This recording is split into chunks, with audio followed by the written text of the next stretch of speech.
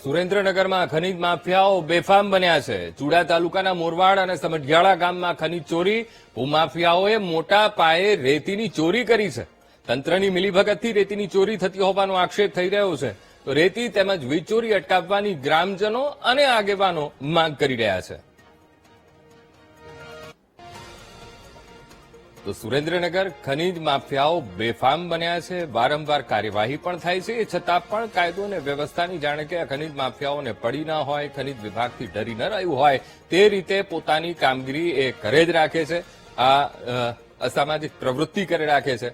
ખનીજ માફિયાઓ બેફામ બન્યા છે અને ચુડા તાલુકાના મોરવાડ અને સમઢિયાળા ગામમાં ખનીજ ચોરી કરી રહ્યા છે। ખનીજ ચોરો ભૂમાફિયાઓએ મોટા પાયે રેતીની ચોરી કરી છે।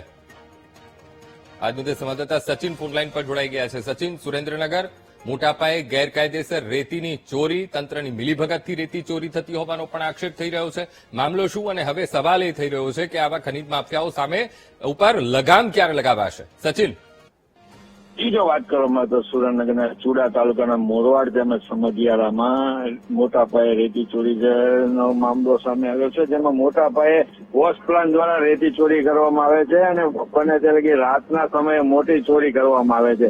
ત્યારે તંત્રની મિલીભગત હોય તેવું લાગી રહ્યું છે। લોકો કાર્યવાહી કરે તેવી માંગ કરી રહ્યા છે।